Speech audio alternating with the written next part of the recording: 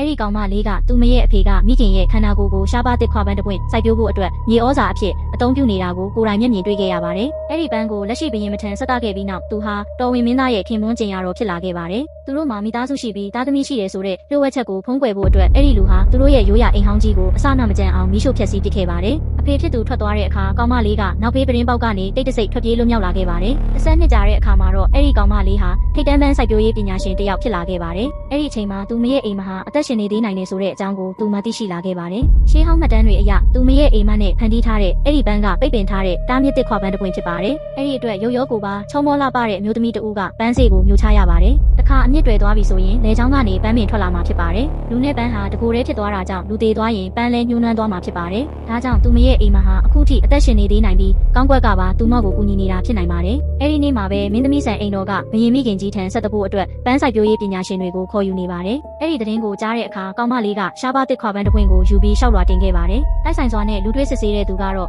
လွန်ခဲ့တဲ့10နှစ်ကအဲ့ဒီပန်းကိုစိုက်ပျိုးခဲ့တဲ့လက်ရှိကျင်ရတော့ဆိုလိုတာကသူမရဲ့အဖေဖြစ်နေပါတယ်။မကြခင်မှာပဲသူမဆက်တလိုက်တဲ့တစ်ခွာပန်းကရှိနေတဲ့သူတွေအားလုံးကိုအံ့အားသင့်စေခဲ့ပြီးသူမရဲ့အဖေကသူမကိုရွေးချယ်ခဲ့ပါတယ်။ဒါပေမဲ့သူမရှိမှရှိနေတဲ့လူဟာသူမရဲ့အရင်းနှီးအဖေဖြစ်နေတယ်ဆိုတာကိုတော့သူမလုံးဝမသိခဲ့ပါဘူး။နောက်ပိုင်းမှာကောင်မလေးကအဓိကအချက်နှစ်ချက်ကိုလှုပ်ဆောင်ဖို့စီစဉ်ခဲ့ပါတယ်။ပထမအချက်ကတော့သူမရဲ့အိမ်မှာအသက်ရှင်နေသေးလားဆိုတာကိုရှာဖွေဖို့ဖြစ်ပြီးဒုတိယအချက်ကတော့သူမဖေရဲ့လူရောင်ဆောင်ထားတဲ့ညနေဖုံးကိုဆွဲခွာပစ်ဖို့ဖြစ်ပါတယ်။လွန်ခဲ့တဲ့အချိန်တုန်းကသူမဖေဟာအပြစ်မရှိဘဲဆွဆွဲခံရတဲ့စီးရဲတဲ့ပညာရှင်တစ်ယောက်ဖြစ်ပါတယ်။ရှင်းနေတစ်ယောက်အနေနဲ့အလုပ်လုပ်နေတဲ့သူမရဲ့အိမ်မကသူ့ရဲ့အဖြစ်ကိုရှင်းလင်းပေးခဲ့ပြီးအမြင့်ပြောက်ကနေကာကွယ်ပေးခဲ့တာပါ။အဲဒီနောက်မှာနှစ်ယောက်သားချစ်ကြိုက်သွားကြပြီးလင်မယားဖြစ်လာကြပါတယ်။အဲဒီအချိန်တုန်းကအမျိုးသမီးရှင်းနေတွေကိုလူထင်မှကြီးကြတာကြောင့်အိမ်မဖြစ်သူကိုဝင်ရှိလာတဲ့အခါအဖေဖြစ်သူကအလုပ်ထွက်ခိုင်းခဲ့ပါတယ်။ကောလာဟာလာတွေကနေရှောင်ရှားနိုင်ဖို့ကျေးလက်ဘက်ကိုပြန်သွားဖို့လည်းအကြံပြုခဲ့ပါတယ်။ဒါကြောင့်အိမ်မဖြစ်သူဟာလူသူကင်းဝေးတဲ့စင်ကြေပုံရက်မှာအဖေနဲ့အတူတွားရောက်နေထိုင်ခဲ့ကြပြီးသူတို့ရဲ့အစ်အမှန်ဘဝကိုဘယ်သူမှမသိခဲ့ကြပါဘူး။ဒါပေမဲ့အဲ့ဒီလူဟာတစ်ဆက်နှစ်တိုင်စာစူးစမ်းခဲ့ပေမဲ့စာမေးပွဲမအောင်မြင်ခဲ့ပါဘူး။ဘရင်မိခင်ကြီးကတစ်ခွပန်းတွေကိုသဘောကျတယ်ဆိုတာကိုသိလိုက်ရတဲ့အခါသူ့ရဲ့စိတ်ထဲမှာရက်ဆက်တဲ့အကြံစီတစ်ခုဝင်လာပါတော့တယ်။အကောင်းဆုံးတစ်ခွပန်းကိုဘယ်လိုဖန်တီးရမလဲဆိုတဲ့ရှေးဟောင်းစာပေအကြောင်းအရာတွေကိုလေ့လာခဲ့ပြီး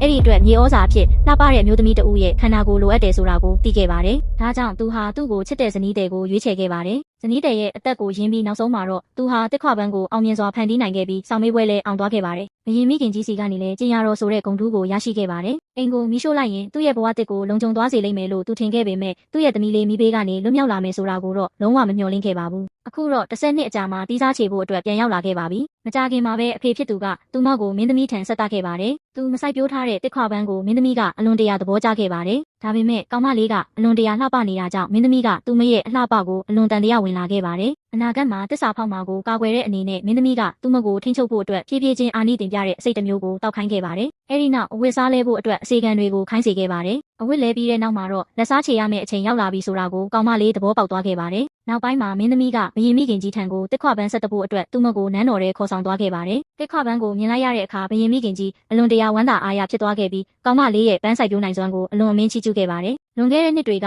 ကျင်ရတော်ဆက်တက်ခဲ့တဲ့တစ်ခွပန်းထက်ဘာမှအညံ့မခံဘူးလို့လည်းပြောခဲ့ပါတယ်။အဲ့ဒီစကားကိုကြားလိုက်ရတဲ့အခါကောင်မလေးရဲ့ရင်ထဲမှာမုန်းတီးမှုတွေတဟုန်ထိုးတက်လာခဲ့ပါတယ်။မင်းသမီးကလည်းထိတ်တန်းဆင်းရှိတဲ့တစ်ခွပန်းမျိုးကိုမတွေ့ရတာကြာပြီဖြစ်ကြောင်းပြောဆိုခဲ့ပါတယ်။အဲ့ဒီအခါဘရင်မိခင်ကြီးကအစီအကံတွေကိုအဲ့ဒီပန်းကိုယူလာခိုင်းခဲ့ပြီးပညာရှင်တယောက်အနေနဲ့သုံးသပ်ပေးဖို့ကောင်မလေးကိုတောင်းဆိုခဲ့ပါတယ်။အဲ့ဒီအချိန်မှာပဲကောင်မလေးဟာနှလုံးခုန်တန်တစ်ခုကိုရုတ်တရက်ကြားလိုက်ရပါတော့တယ်။အဲ့ဒီအချိန်ကျမှသာသူမရဲ့အိမ်မဟာတကယ်တမ်းအသက်ရှင်နေသေးတယ်ဆိုတာကိုသူမသဘောပေါက်သွားခဲ့ပါတော့တယ်